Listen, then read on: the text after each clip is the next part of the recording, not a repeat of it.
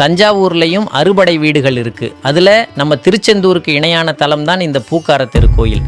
இதோட வரலாறு ரொம்பவே இன்ட்ரெஸ்டிங்காக இருக்கும். 1857 திருச்செந்தூரில் இருந்த ஒரு முனிவர் தான் கும்பிட்டுட்டு இருந்த முருகன் சிலையை அடுத்ததாக யார்கிட்ட கொடுக்கறதுன்னு யோசித்தார்.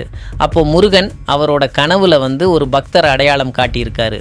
அதே டைமில் தஞ்சாவூரில் இருந்த அந்த பக்தரோட கனவுலையும் முருகன் என்னை பூக்கள் நிறைஞ்ச பூக்கார தெருவில் கொண்டு போய் வை அப்படின்னு சொல்லியிருக்காரு. இப்படி திருச்செந்தூரில் இருந்து வந்த அந்த பஞ்சலோக சிலைக்கு 1911 தான் முதல் கும்பாபிஷேகம் நடந்துச்சு.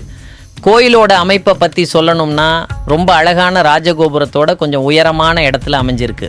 உள்ளே போனதும் கொடிமரம், மயில் வாகனம் எல்லாம் இருக்குது. கருவறையில் நம்ம முருகப்பெருமான் வள்ளி தெய்வானையோட ரொம்ப அழகாக சிரித்த முகத்தோட காட்சி தர்றாரு. அது மட்டும் இல்லாமல் காசி விசுவநாதர், நவகிரகங்கள்னு நிறைய சன்னதிகளும் உள்ளே இருக்குது. தஞ்சாவூர் மக்கள் வருஷா வருஷம் ஒரே நாளில் இந்த 6 படை வீடுகளுக்கும் பாத யாத்திரையாக போகிறது ரொம்ப பெரிய ஸ்பெஷல். நீங்கள் தஞ்சாவூர் பக்கம் போனீங்கன்னா கண்டிப்பாக இந்த கோயிலுக்கு போயிட்டு வாங்க. ரொம்பவே பீஸ்ஃபுல்லாக ஃபீல் பண்ணுவீங்க. இந்த வீடியோ பிடிச்சிருந்தா லைக் பண்ணுங்கள். அப்படியே நம்ம சேனலையும் சப்ஸ்கிரைப் பண்ணிவிடுங்க.